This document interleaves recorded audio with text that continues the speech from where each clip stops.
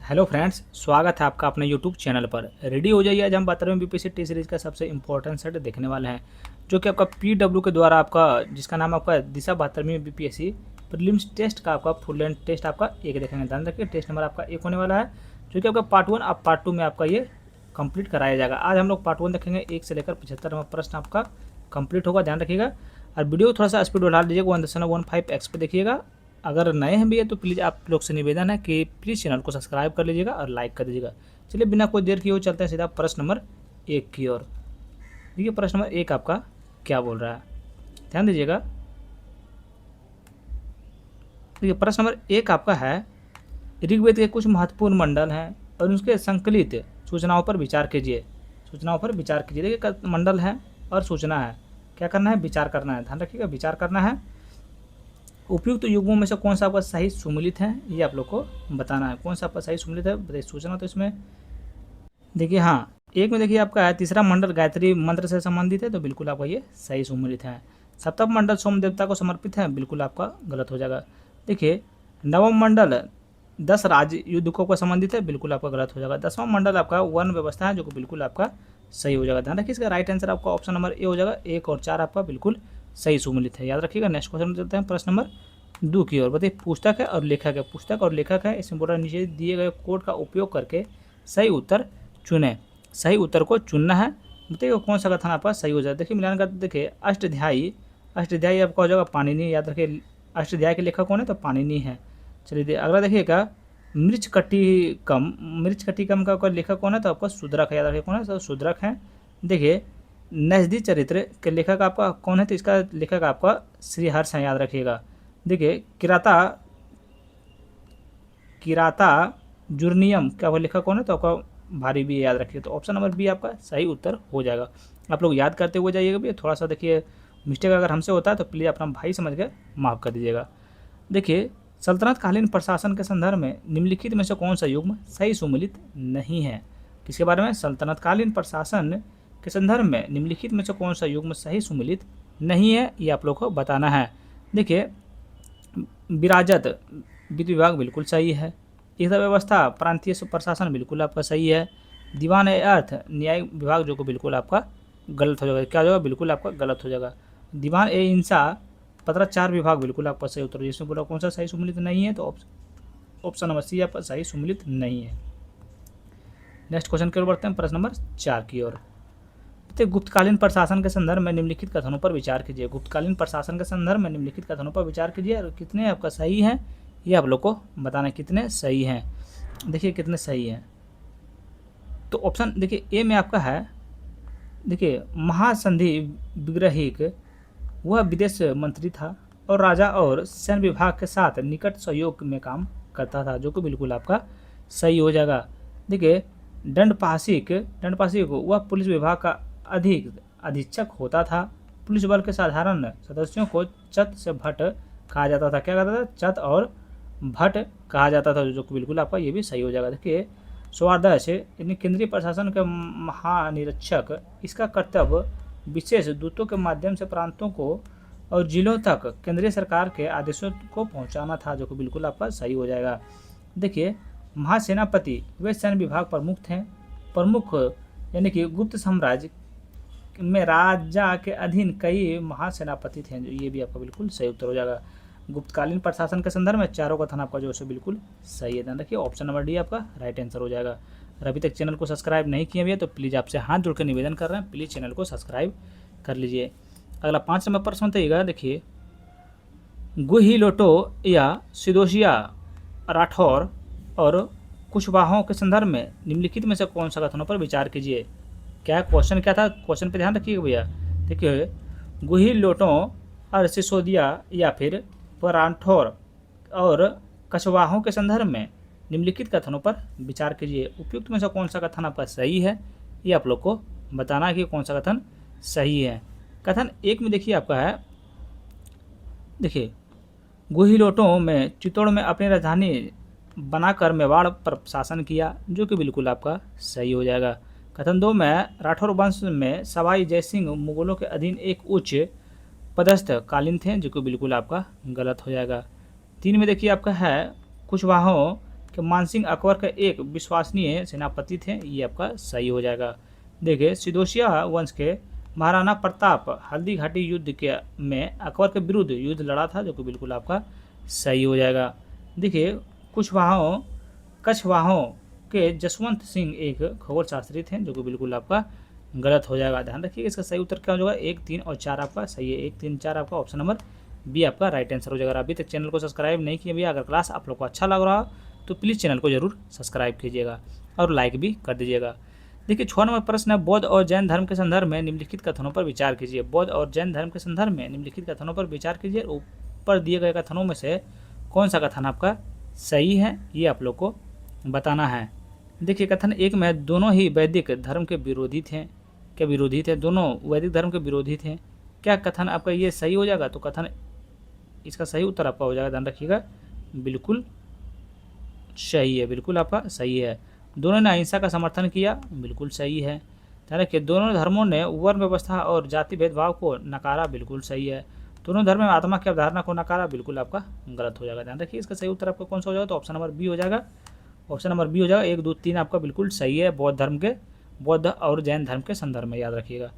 Next question पे चलते हैं, प्रश्न नंबर 7 की ओर। बताइए हड़प्पा वासियों के शब्द अपनाने की प्रथाओं के संदर्भ में निम्नलिखित कथनों पर विचार कीजिए। हड़प्पा वासियों के शब्द अपनाने की प्रथाओं के संदर्भ में निम्नलिखित कथनों पर विचार कीजिए। ऊपर दिए गए कथनों में से कौन सा कथन आपका सही है, ये आप लोग को बताना है। ये कथन 1 में हड़प्पा वासी 3 प्रकार का स्वाधान प्रथा का पालन करते थे। पूर्ण समाधान, आंशिक समाधान और दाह समाधान। ध्यान रखिएगा, जो कि बिल्कुल आपका कथन 1 सही हो जाएगा। कथन 1 आपका जो है बिल्कुल सही हो जाएगा। कथन 2 में वे मृत को उत्तर से दक्षिण दिशा में रखते थे। अक्सर उनके साथ मिट्टी के बर्तनों और आभूषण जैसे कब्र के सामान भी रखे जाते थे, जो कि बिल्कुल आपका कथन 2 भी आपका बिल्कुल सही है।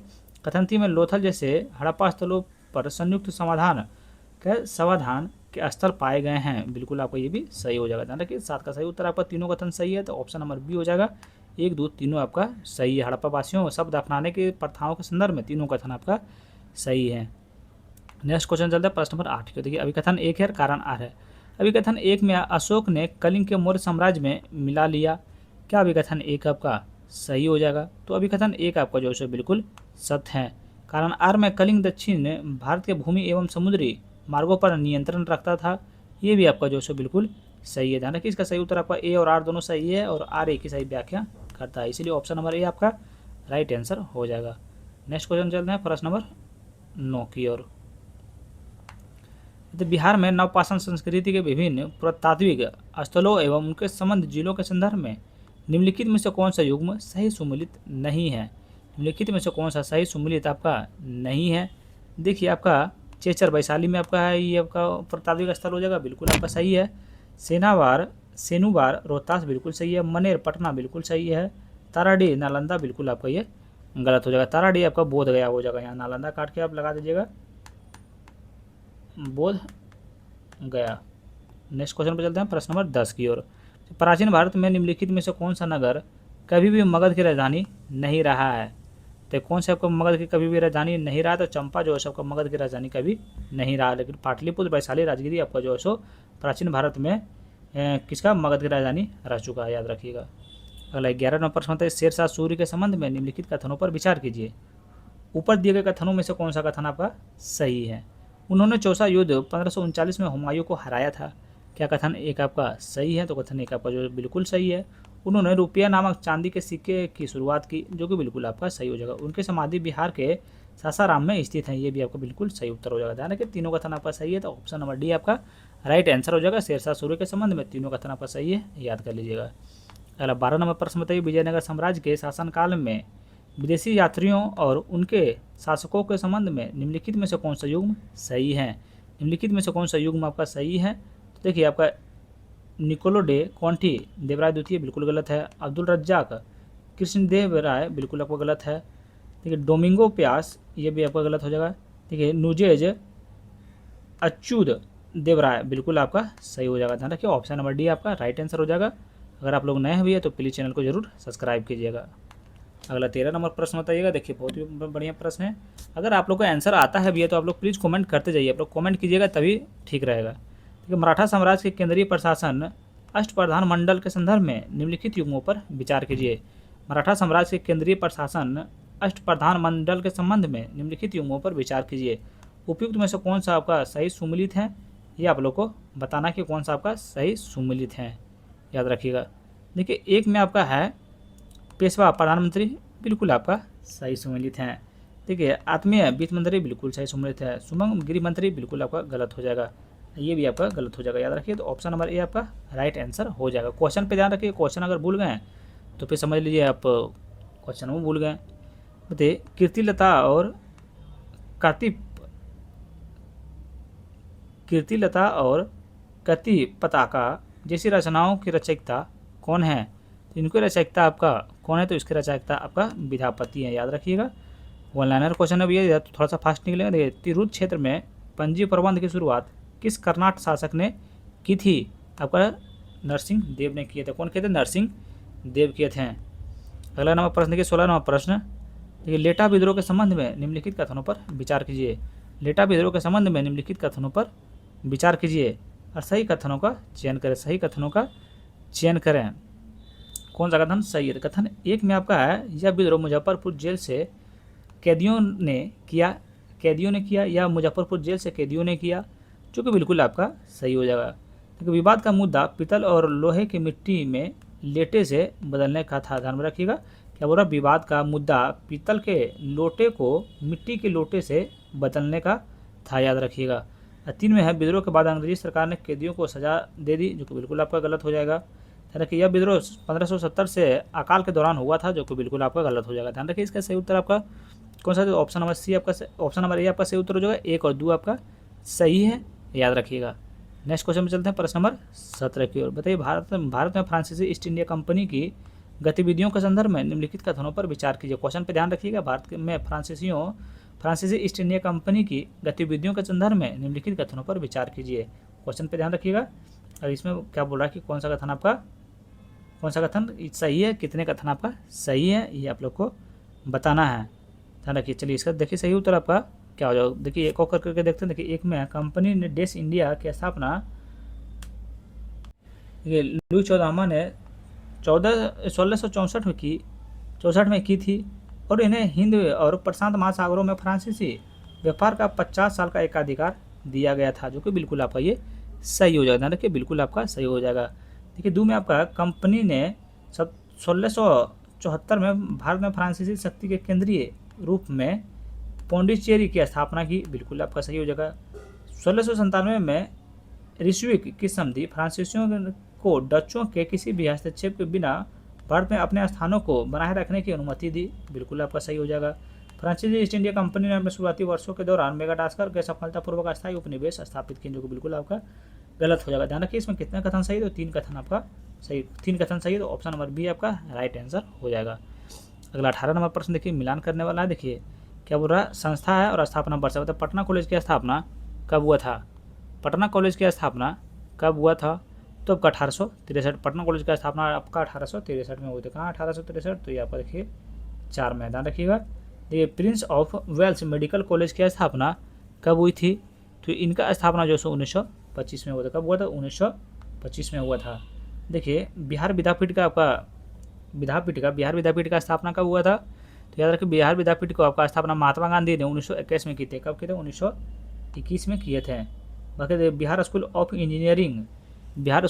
इंजीनियरिंग की स्थापना आपका कब हुआ था? तो ये आपका 1900 में हुआ था। ध्यान रखिए कब हुआ था? 1900 में हुआ था। ये आपका 4 में हो जाएगा, याद रखिएगा। देखिए अब बच गया आपका, एक बच गया।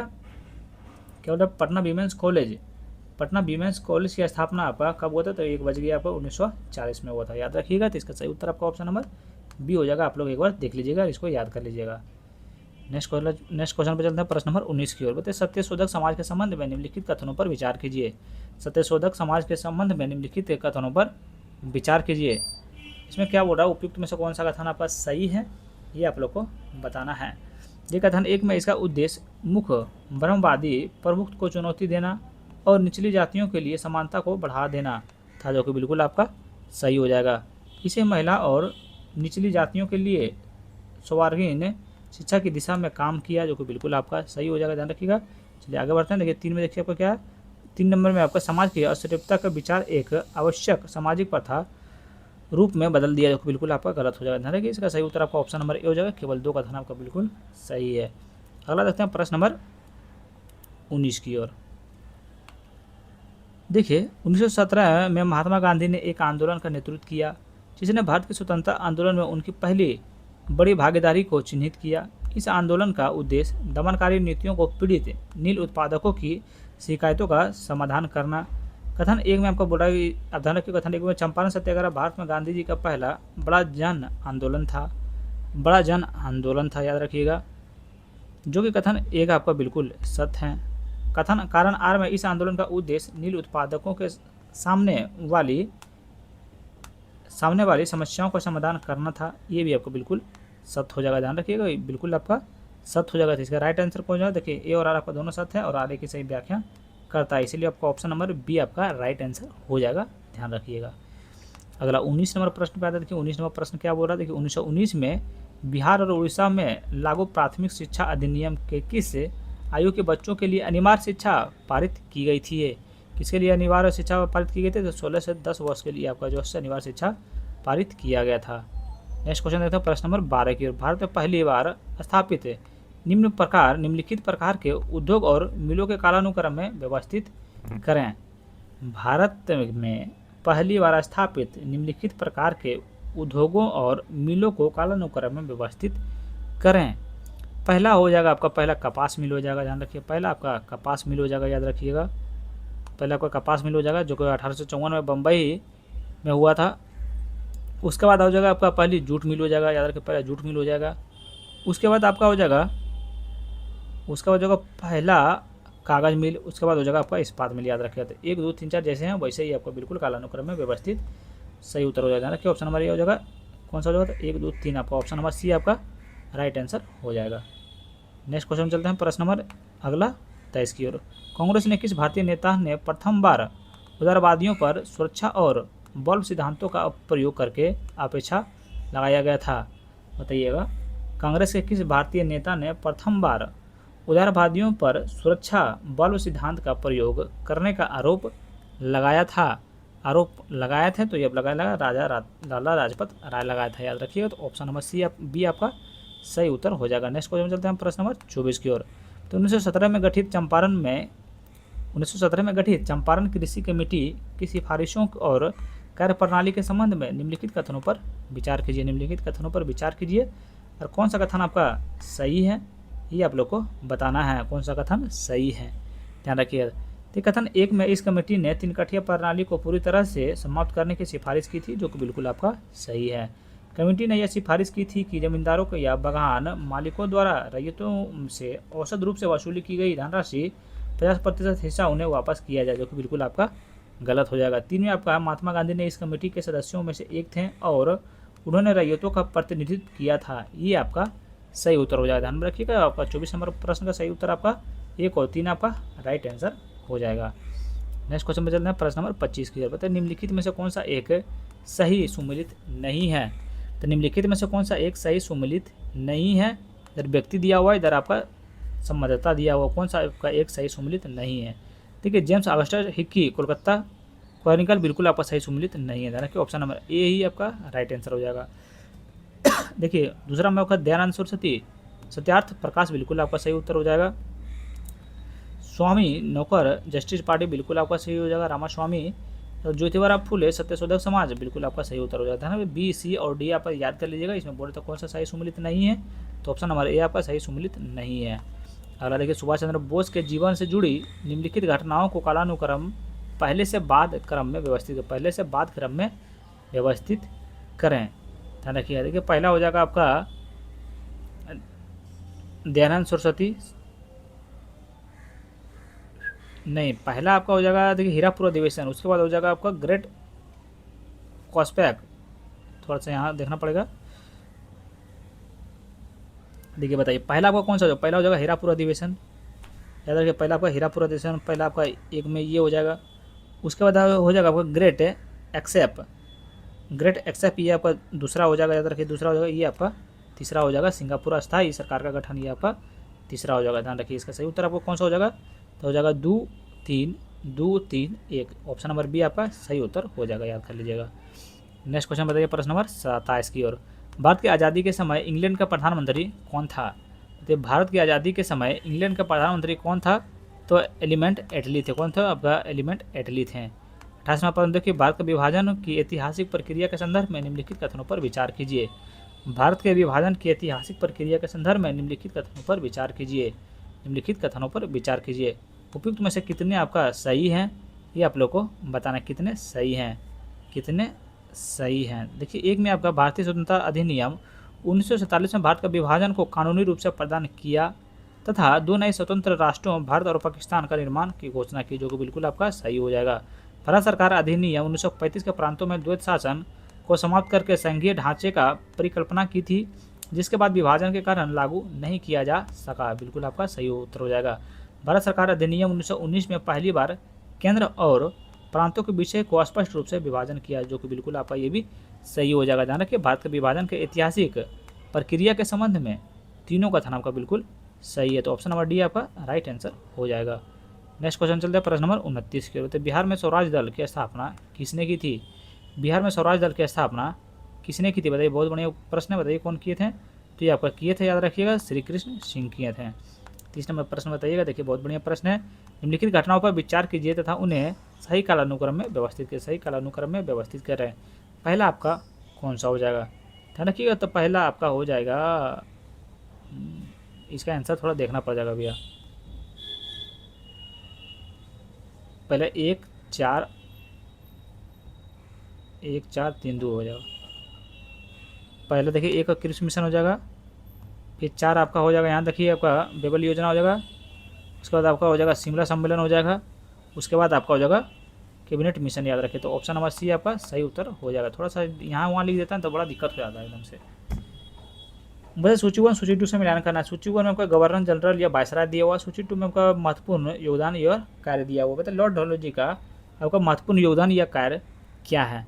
तो इसका महत्वपूर्ण कार्य आपका जो हो जाएंगे, तो याद रखिएगा आपका कौन सा हो जाएगा, तो व्यापक अर्थ का सिद्धांत हो जाएगा, याद रखिएगा आपका 4 में हो जाएगा।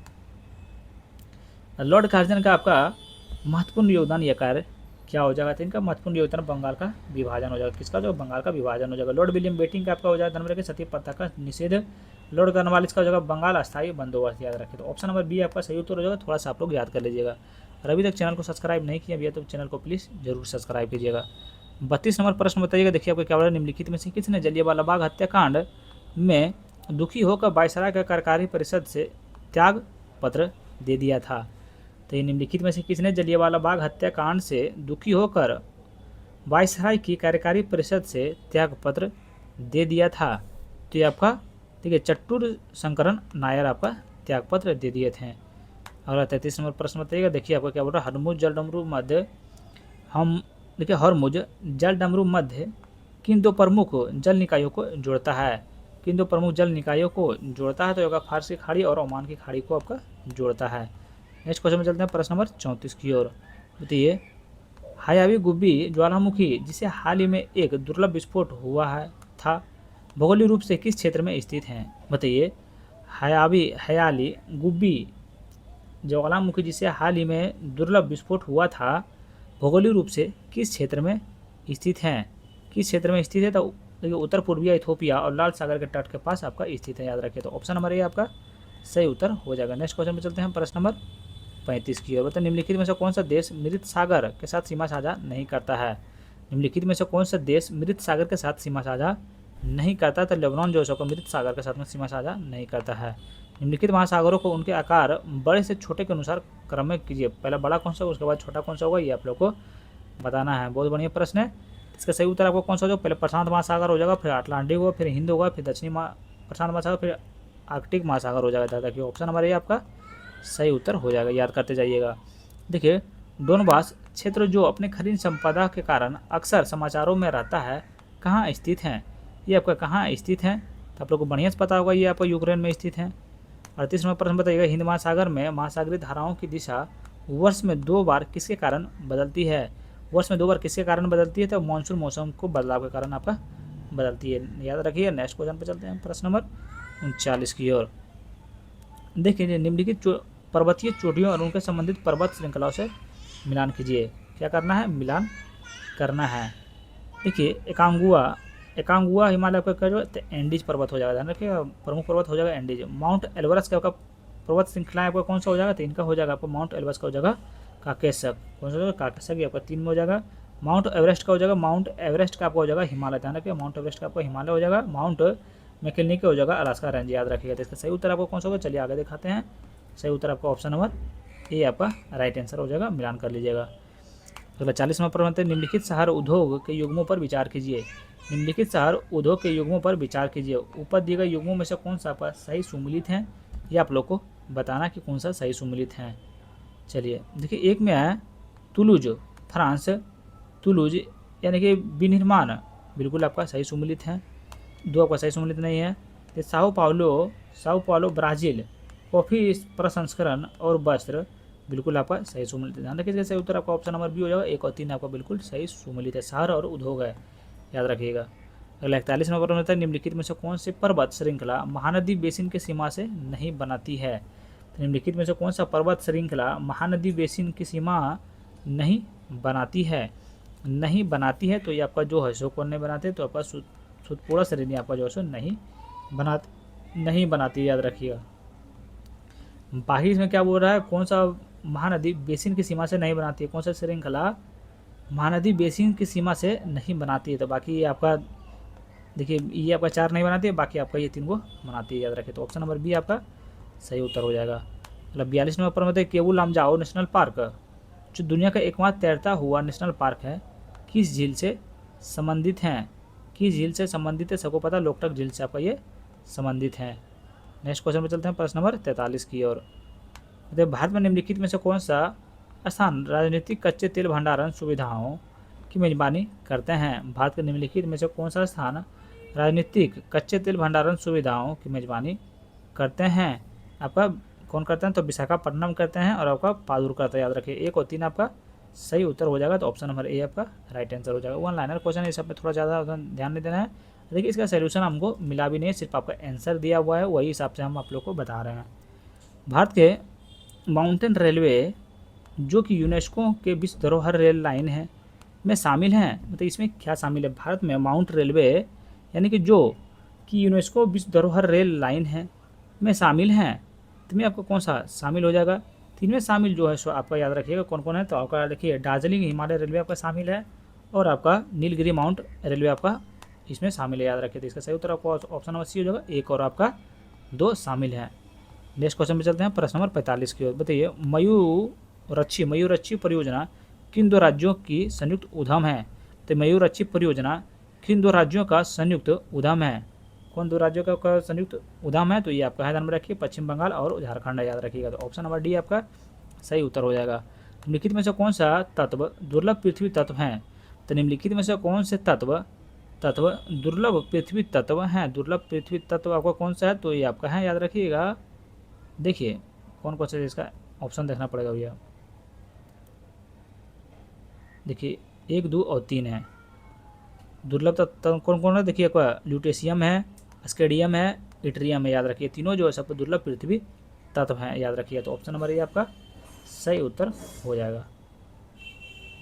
नेक्स्ट क्वेश्चन चलते हैं, प्रश्न नंबर 47 की। राष्ट्रीय जलमार्ग 1 NW1 निम्नलिखित को जोड़ता है। राष्ट्रीय जलमार्ग 1 निम्नलिखित को जोड़ता है, यानी कि किसको जोड़ता है?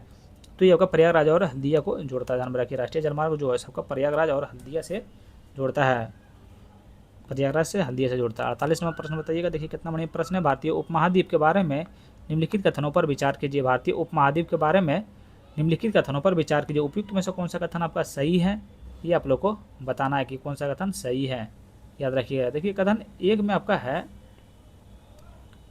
कौन सा कथन सही है? देखिए, अंडमान और निकोबार द्वीप समूह पानी के नीचे स्थित पर्वतों को एक ऊंचा हिस्सा है, जो कि बिल्कुल आपका सही उत्तर है। लक्षद्वीप द्वीप समूह पूरी तरह से प्रवाल से बना है, जो कि बिल्कुल आपका सही उत्तर होगा। 10 डिग्री चैनल जलधारा, 10 डिग्री की जलधारा अंडमान द्वीप समूह और निकोबार द्वीप समूह को अलग करती है, ये भी आपका बिल्कुल सही उत्तर हो जाएगा। भारतीय उपमहाद्वीप के बारे में तीनों कथन आपका बिल्कुल सत्य है, याद कर लीजिएगा। नेक्स्ट क्वेश्चन, और अभी तक चैनल को सब्सक्राइब नहीं किए भैया तो प्लीज़ आपसे हाथ जोड़कर निवेदन कर रहे हैं, प्लीज़ चैनल को सब्सक्राइब कर लीजिए और लाइक कर दीजिए।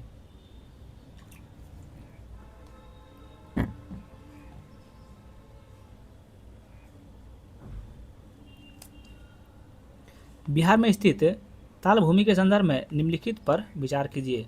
बिहार में स्थित ताल भूमि के संदर्भ में निम्नलिखित पर विचार कीजिए। निम्नलिखित पर विचार करना है, बताना है कि उपयुक्त में से कौन सा कथन आपका इसमें गलत है। गलत कथन को आपको बताना है। देखिए, एक यह निचला इलाका जो मानसून के दौरान जलमग्न रहता है, क्या कथन एक आपका गलत है? तो बिल्कुल आपका ये सही है, गलत नहीं है। देखिए, यह गंगा दक्षिणी तट के किनारे पटना से लखीसराय तक फैला हुआ है, ये भी आपको बिल्कुल सही हो जाएगा। ये जल भराव के कारण इसका उपयोग मुख्य रूप से खरीफ की फसलों के उत्पादन के लिए किया जाता है, जो कि बिल्कुल आपका गलत हो जाएगा। ध्यान रखिए, इसमें गलत बोल रहा था बिहार में स्थित ताल भूमि के संदर्भ में कौन सा कथन आपका गलत है, तो 3 आपका गलत है, यानी ऑप्शन नंबर सी आपका राइट आंसर हो जाएगा। नेक्स्ट क्वेश्चन में चलते हैं प्रश्न नंबर 50 की ओर।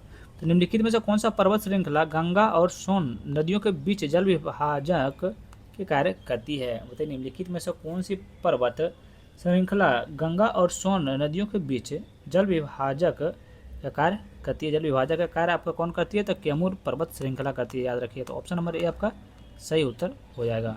चलिए नेक्स्ट क्वेश्चन देखते हैं, प्रश्न नंबर 51 की ओर मिलान करने वाला है। चलिए मिलान करते हैं। चलिए बताइएगा, झरना दिया हुआ है, जिला दिया हुआ। बताइए, कोकोले झरना आपका नवादा में है, तो सबको पता है, 2-3 बार हम गए भी हैं। तिलहर आपका झरना कहाँ है? तो तिलहर जला आपका कैमूर में। कहाँ है? तो कैमूर में है। धुआं कुंड ये आपका कहाँ है? धुआं कुंड आपका रोहतास में है, याद रखिएगा। देखिए, जियार कुंड आपका भोजपुर जिला में स्थित है, याद रखिएगा। एक राइट आंसर आपका ऑप्शन नंबर सी हो जाएगा।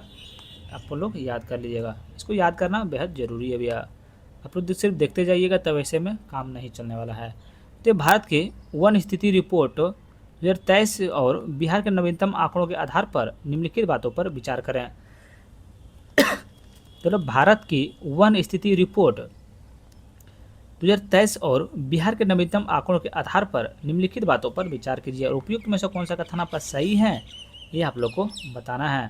तो ये कथन एक में क्षेत्रफल के हिसाब से बिहार में सबसे अधिक वन क्षेत्र कैमूर जिले में है, जो कि बिल्कुल आपका सही हो जाएगा। जम्मू जिले में कुल भौगोलिक क्षेत्र के सापेक्षा वन आवरण का प्रतिशत सबसे अधिक है, जो कि बिल्कुल आपका गलत हो जाएगा, जिसमें जम्मू से हैं, याद रखिएगा।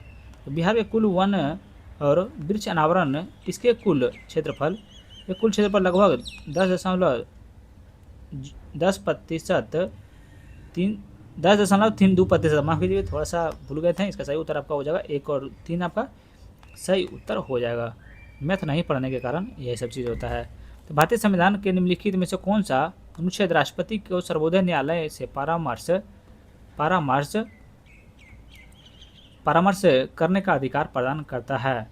कौन आपका करता है? तो ये आपका अनुच्छेद 149 करता है, 143 करता है, याद रखिएगा। अगर 53 नंबर प्रश्न बताइएगा। 154 नंबर प्रश्न देखिए, 54 नंबर प्रश्न, निम्नलिखित में से किसे राज्य की नई राजधानी को आधिकारिक रूप से कानूनी मान्यता प्रदान करने का अधिकार है? तो निम्नलिखित में से किसे राज्य की नई राजधानी को आधिकारिक रूप से कानूनी मान्यता प्रदान करने का अधिकार है? तो ये आपका संसद के पास ये अधिकार है, याद रखिएगा। नेक्स्ट क्वेश्चन पे चलते हैं, प्रश्न नंबर 55 की ओर। जब भारत के राष्ट्रपति का चुनाव एक निर्वाचन मंडल द्वारा किया जाता है, इसमें शामिल सदस्य आपका कौन कौन होते हैं? तो संसद के दोनों सदनों के निर्वाचित सदस्य होते हैं, राज्यसभा के मनोनीत सदस्य होते हैं, उसके बाद आपका दिल्ली विधानसभा के निर्वाचित सदस्य होते हैं, याद रखिएगा। तो आपका सही उत्तर का ऑप्शन नंबर डी हो जाएगा। सॉरी, यह राज्यसभा के मनोनीत सदस्य आपका नहीं होता है इसमें, तब को होते हैं राज्य के विधानसभाओं के निर्वाचित सदस्य होते हैं, याद रखिए। तो आपका 1, 3 और 4 आपका राइट आंसर हो जाएगा। तो ऑप्शन नंबर डी आपका सही उत्तर हो जाएगा। नेक्स्ट क्वेश्चन पर चलते हैं, प्रश्न नंबर प्रश्न नंबर 56 की ओर। इतना हमारी गर्मी है ना, गर्मी में क्या होता है भैया कि जब वीडियो बनाते हैं तो पंखा भी बंद करके बनाना पड़ता है, इसीलिए बोलते हैं भैया प्लीज़ सब्सक्राइब कर लीजिए, बहुत मेहनत लगता है एक वीडियो बनाने में। निम्नलिखित में से कौन सा राज्य भारत के संविधान के अनुच्छेद 371 और उसके उपभागों के अंतर्गत विशेष प्रावधान के लिए शामिल नहीं है? मतलब निम्नलिखित में से कौन सा राज्य भारत के संविधान के अनुच्छेद 371 और उसके उपभागों के अंतर्गत विशेष प्रावधान नहीं है? विशेष प्रावधान आपका मध्य प्रदेश का नहीं है, याद रखिएगा। तो ऑप्शन नंबर ए आपका सही उत्तर हो जाएगा। चलिए नेक्स्ट क्वेश्चन पर चलते हैं, प्रश्न नंबर 57 की ओर। क्वेश्चन याद रखिए, देखिए भारतीय प्रतिस्पर्धा आयोग CCI के संदर्भ में निम्नलिखित कथनों पर विचार कीजिए। निम्नलिखित कथनों पर विचार किसके? भारतीय प्रतिस्पर्धा आयोग। भारतीय प्रतिस्पर्धा आयोग, इसमें बोल रहा है कि कौन सा कथन आपका सही है। कौन सा भारतीय प्रतिस्पर्धा आयोग में आपको कौन सा कथन सही है? तो याद रखिए, देखिए कथन 1(2) में इसका गठन प्रतिस्पर्धा अधिनियम 2002 के में संशोधन के माध्यम से लागू किए गए प्रावधानों के बाद किया गया था, जो कि बिल्कुल आपका सही हो जाएगा। CCI के पास सिविल कोर्ट के समान शक्तियाँ हैं, बिल्कुल सही उत्तर हो जाएगा। ध्यान रखिए, तो ऑप्शन नंबर डी हो जाएगा। 2 और 3 आपका बिल्कुल सही है।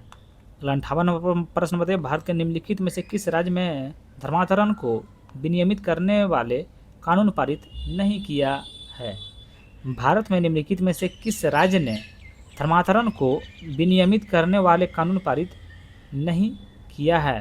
तो आपको कौन नहीं किए हैं? तो ये आपका पंजाब नहीं किए, याद रखिएगा। तो ऑप्शन नंबर बी आपका सही उत्तर हो जाएगा। और 59 नंबर प्रश्न बताइए, कथन 1 है, कथन 2 है। कथन 1 में क्या संविधान का अनुच्छेद 21 का ए 6 से 14 वर्ष की आयु के बच्चों को मुफ्त और अनिवार्य शिक्षा की गारंटी देता है?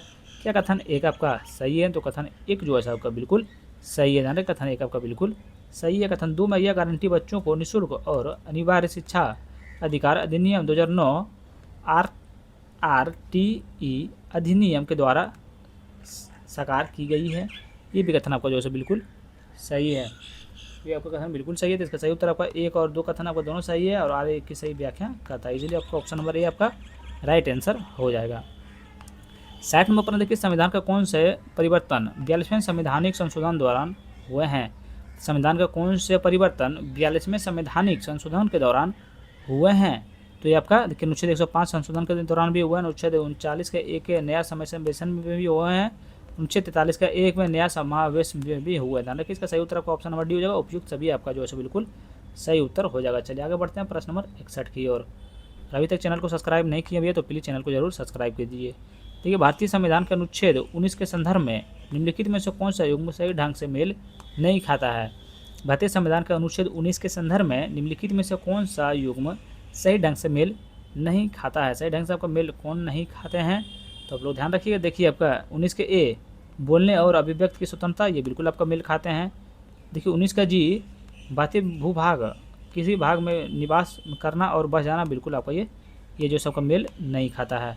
अतः 19 का डी भारत में पूरे भूभाग में स्वतंत्र रूप से भ्रमण बिल्कुल करना आपको बिल्कुल सही है, याद रखिए। इसका सही उत्तर आपको कौन सा इसमें बोलो कौन सा सही ढंग से मेल नहीं खाता है? तो ऑप्शन नंबर बी आपका सही ढंग से मेल नहीं खाता है, याद रखिएगा। नेक्स्ट क्वेश्चन पर चलते हैं, प्रश्न नंबर 62 की ओर। बताइए, वंदे मातरम गाने बजाने के लिए सूचीबद्ध प्रोटोकॉल के संदर्भ में निम्नलिखित कथनों पर विचार कीजिए। निम्नलिखित कथनों पर विचार कीजिए और उपयुक्त में से कौन सा कथन आपका सही है, ये आप लोग को बताना है कि कौन सा कथन सही है। याद रखिए कौन सा कथन सही है।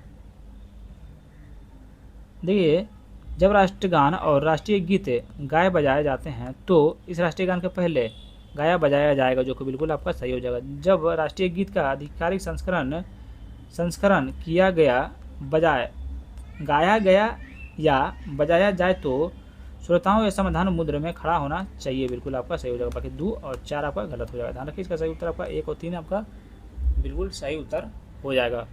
नेक्स्ट क्वेश्चन में चलते हैं, प्रश्न नंबर 63 की ओर।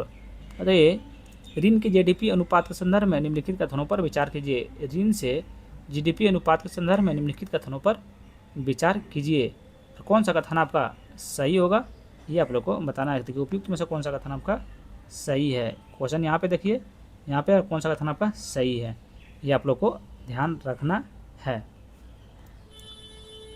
देखिए, एक में आपका ऋण से GDP अनुपात एक ऐसा मापक है जो किसी देश में सार्वजनिक ऋण की तुलना में उनके सकल घरेलू उत्पाद GDP से करता है, बिल्कुल आपका सही हो जाएगा। 2 में केंद्रीय सरकार के अनुमान लगाया है कि मार्च 2031 तक ऋण से GDP अनुपात घटाकर 50+1% हो जाएगा, जो कि बिल्कुल सही है। बाकी 3 गलत है, याद रखिए। इसका सही उत्तर आपका 1 और 2 सही है, तो ऑप्शन नंबर सी आपका राइट आंसर हो जाएगा।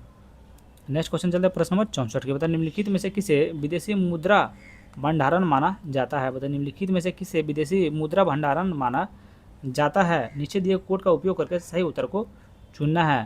देखिए, किसको आपका माना जाता है, तो आप लोग को बढ़िया से पता होगा भैया, ये जो है आपको तीनों को चारों को माना जाता है। देखिए, आपका विदेशी मुद्रा परिसंपत्ति को माना जाता है, आपका सोना को माना जाता है, चांदी को माना जाता है, और आपका 1 2 नहीं, चांदी को आपका नहीं माना जाता है। ध्यान रखिए, इसका सही उत्तर आपको कौन सा हो, तो ऑप्शन नंबर आपका डी हो जाएगा। तो 1 2 4 विशेष अधिकरण इसको माना जाता है, और आपका देखिए IMF का आरक्षित स्थिति को माना जाता है, ध्यान रखिएगा। बाकी 3 और 6 का आपका नहीं माना जाता, याद रखिएगा। 65 नंबर प्रश्न बताइए, निम्नलिखित में से कौन सा भारत में संचालित क्रिप्टो करेंसी एक्सचेंज के लिए एकल बिंदु नियामक है।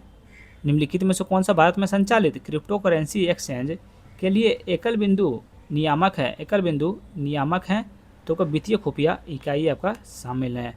नेक्स्ट क्वेश्चन में चलते हैं, प्रश्न नंबर 66 की। बताइए, निम्नलिखित में से किन बैंकों को वैधानिक तरलता अनुपात बनाए रखना अनिवार्य है। बनाए रखना अनिवार्य है तो आपका देखिए प्राथमिक शहरी सरकारी बैंक को बनाए रखना अनिवार्य है, राज्य सरकारी बैंक को बनाए रखना अनिवार्य है, जिला केंद्रीय सरकारी बैंक को बनाना अनिवार्य है। इसका सही उत्तर ऑप्शन नंबर डी जो उपयुक्त सभी आपका बिल्कुल राइट आंसर हो जाएगा। 67 नंबर प्रश्न देखिए, श्रम ब्यूरो द्वारा निम्नलिखित में से किस व्यवसाय को कृषि के अंतर्गत वर्गीकृत नहीं किया गया है। कृषि का वर्गीकृत आपका नहीं किया गया है, तो ये आपका बांस या टोकरी बनाना, ये इसको जो है सो आपका वर्गीकृत नहीं किया गया है। वायसराय को कृषि के अंतर्गत वर्गीकृत नहीं किया, किसको, बांस और टोकरी बनाना, याद रखिए। नेक्स्ट क्वेश्चन में चलते हैं, प्रश्न नंबर 68 की ओर। मौद्रिक नीति समिति MPC के बारे में निम्नलिखित में से कौन सा कथन सही है। मौद्रिक नीति समिति MPC के बारे में कौन सा कथन सही है। कौन सा कथन सही है, देखिए MPC मुद्रास्फीति लक्ष्य को प्राप्त करने के लिए आवश्यक नीतिगत रेपो दर निर्धारित करती है, याद रखिएगा। ऑप्शन नंबर सी आपका सही उत्तर हो जाएगा। शेयर बाजार के संदर्भ में बुल रन शब्द का तात्पर्य निम्नलिखित में से है। शेयर बाजार के संदर्भ में बुल रन शब्द का तात्पर्य निम्नलिखित में से है। तो निम्नलिखित में से आपका क्या हो जाए, तो निम्नलिखित में से निवेश को मजबूत विश्वास के कारण शेयर की कीमतों में लगातार वृद्धि करना, याद रखिए। ऑप्शन नंबर ए आपका सही उत्तर हो जाएगा। 70 नंबर प्रश्न बताइए, निम्नलिखित में से किन क्षेत्रों में मेक इन इंडिया पहल के अंतर्गत फोकस के क्षेत्रों के रूप में पहचाना गया है, तो सही उत्तर को बताना भी है। इसका राइट आंसर हो जाएगा, ध्यान में रखिएगा। देखिए आपका व्यापार करने की सुगमता और लागत में सुधार करना, याद रखिएगा। भविष्य के लिए तैयार कार्यबल का निर्माण, बिल्कुल सही हो जाएगा। प्रौद्योगिकी क्या उपलब्धता, बिल्कुल सही उत्तर हो जाएगा। ध्यान रखिए, ऑप्शन नंबर बी हो जाएगा। 1 और 3 का बिल्कुल सही उत्तर हो जाएगा, तीनों आपका राइट आंसर है। 71 नंबर पर देखिए, बिहार बजट 2026-27 के संबंध में निम्नलिखित कथनों पर विचार कीजिए। बिहार बजट 2026-27 के संबंध में निम्नलिखित कथनों पर विचार कीजिए, और कौन सा कथन आपका सही है या फिर गलत है, सही कथन का चयन करें। कौन सा कथन आपका सही हो जाएगा, ध्यान रखिएगा। इसका सही उत्तर आपका हो जाएगा, ध्यान रखिएगा। देखिए आपका कुल बजट परिव्यय कितना है, 3,47,589.76 करोड़ होने का अनुमान है, जो कि बिल्कुल आपका सही हो जाएगा। राजकोषीय घाटे का लक्ष्य सकल घरेलू उत्पाद GSDP 2.99% है, बिल्कुल सही हो जाएगा। 2 गलत है, याद रखिए। तो ऑप्शन नंबर बी हो जाएगा। 1 और 3 आपका बिल्कुल सही है। 72वां प्रश्न बताइए, प्रति व्यक्ति आय के संबंध में 7 निश्चय रोड मैप का प्राथमिक उद्देश्य क्या है। प्राथमिक उद्देश्य आपका आय को दोगुना करें, याद रखिएगा। नेक्स्ट क्वेश्चन चलते हैं, प्रश्न नंबर 63 की ओर। बिहार का तीसरा चिड़ियाघर कहाँ विकसित किया जा रहा है। बिहार का तीसरा चिड़ियाघर कहाँ विकसित किया जा रहा है, सबको पता आपको गया में किया जा रहा है। 74 नंबर प्रश्न देखिए, 2025-26 के सर्वेक्षण के अनुसार बिहार में वर्तमान प्रगति ऊर्जा खपत कितनी है। सबको पता है, अभी ये क्वेश्चन लग रहा है इतना बार रिपीट किए हैं कि कुछ कहने का नहीं। 374 किलोवाट घंटा, याद रखिएगा। चलिए आज का आखिरी नंबर प्रश्न है, देखते 75 नंबर प्रश्न आपका, क्या इकाइयों की अंतर्राष्ट्रीय प्रणाली के संबंध में निम्नलिखित कथनों पर विचार कीजिए। निम्नलिखित कथनों पर विचार कीजिए। इसमें क्या हो रहा है कि कौन सा कथन आपका सही है, कौन सा कथन आपका सही है, ये आप लोग को बताना है कि कौन सा कथन सही है।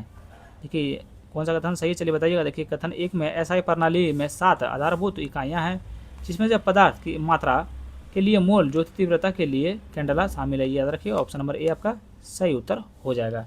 चलिए वीडियो हो गया समाप्त भैया, क्योंकि पार्ट 1 हम आज कंप्लीट हो गया, तो पार्ट 2 देखेंगे हम लोग कल। ध्यान रखें, कल देखेंगे। वीडियो आप लोग को अच्छा लगा तो like, comment, share and subscribe जरूर करें। Thank you so much.